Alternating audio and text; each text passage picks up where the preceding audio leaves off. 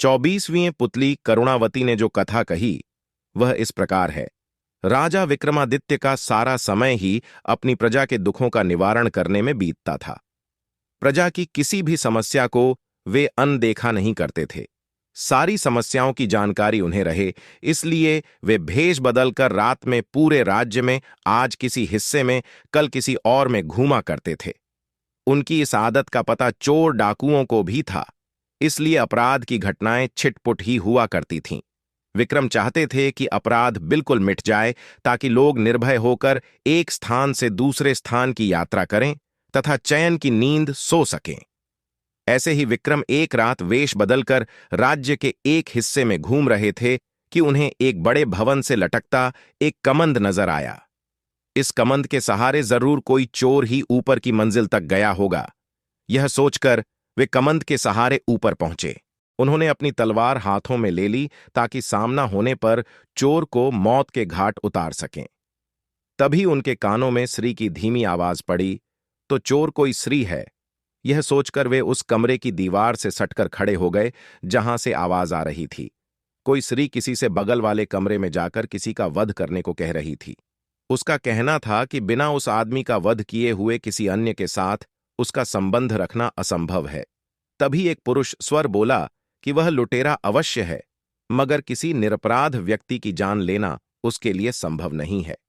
वह स्त्री को अपने साथ किसी सुदूर स्थान जाने के लिए कह रहा था और उसके विश्वास दिलाने की कोशिश कर रहा था कि उसके पास इतना अधिक धन है कि बाकी बची जिंदगी वे दोनों आराम से बसर कर लेंगे। वह स्त्री अंत में उससे दूसरे दिन आने के लिए बोली, क्योंकि उसे धन बटोरने में कम से कम 24 घंटे लग जाते। राजा समझ गए कि पुरुष उस स्त्री का प्रेमी है तथा स्त्री उस सेठ की पत्नी है जिसका यह भवन है। सेठ बगल वाले कमरे में सो रहा है और सेठानी उसके वध के लिए अपने प्रेमी को उकसा रही थी। राजा कमंद पकड़कर नीचे आ गए और उस प्रेमी का इंतजार करने लगे।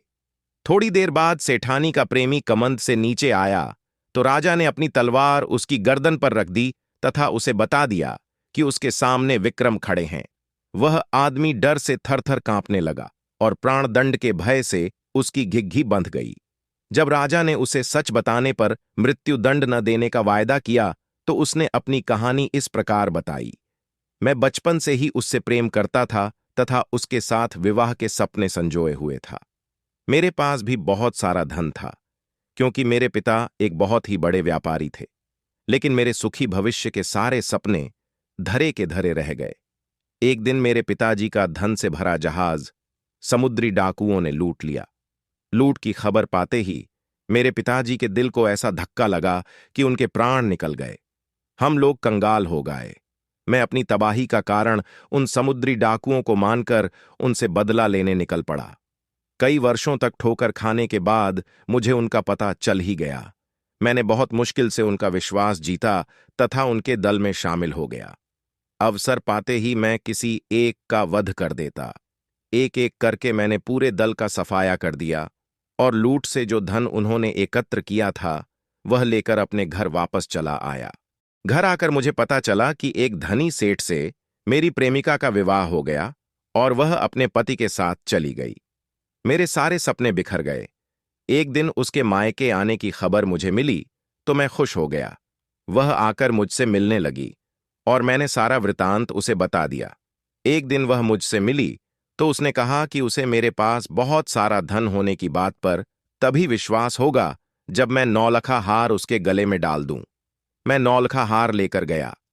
तब तक वह पति के पास चली गई थी। मैंने नौलखा हार लाकर उसे पति के घर में पहना दिया तो उसने अपने पति की हत्या करने को मुझे उकसाया। मैंने उसका कहने नहीं माना, क्योंकि किसी निरपराध की हत्या अपने हाथों से करना मैं भयानक पाप समझता हूं। राजा विक्रमादित्य ने सच बोलने के लिए उसकी तारीफ की और समुद्री डाकुओं का सफाया करने के लिए उसका कंधा थपथपाया। उन्होंने उसे त्रिया चरित्र नहीं समझ पाने के लिए डांटा। उन्होंने कहा कि सच्ची प्रेमिकाएं प्रेमी से प्रेम करती हैं, उसके धन से नहीं। उसकी प्रेमिका ने उसकी प्रतीक्षा नहीं की और संपन्न व्यक्ति से शादी कर ली। दोबारा उससे भेंट होने पर पति से द्रोह करने से नहीं हिचकिचाई। नौलखा हार प्राप्त कर लेने के बाद भी उसका विश्वास करके उसके साथ चलने को तैयार नहीं हुई। उलटे उसके मना करने पर भी उससे निरपराध पति की हत्या करवाने को तैयार बैठी है। ऐसी निष्ठुर तथा चरित्रहीन स्त्री से प्रेम सिर्फ विनाश की ओर ले जाएगा। वह आदमी रोता हुआ राजा के चरणों में गिर पड़ा तथा अपना अपराध क्षमा करने के लिए प्रार्थना करने लगा। राजा ने मृत्युदंड के बदले उसे वीरता और सत्यवादिता के लिए ढेरों पुरस्कार दिए। उस आदमी की आंखें खुल चुकी थीं। दूसरे दिन रात को उस प्रेमी का भेष धरकर वे कमंद के सहारे उसकी प्रेमिका के पास पहुंचे। उनके पहुंचते ही उस स्त्री ने स्वर्णाभूषणों की बड़ी सी थैली उन्हें अपना प्रेमी समझकर पकड़ा दी और बोली कि उसने विष खिलाकर सेठ को मार दिया और सारे स्वर्णाभूषण और हीरे जवाहरात चुनकर इस थैली में भर लिए। जब राजा कुछ नहीं बोले तो उसे शक हुआ और उसने नकली दाढ़ी मूंछ नोच ली।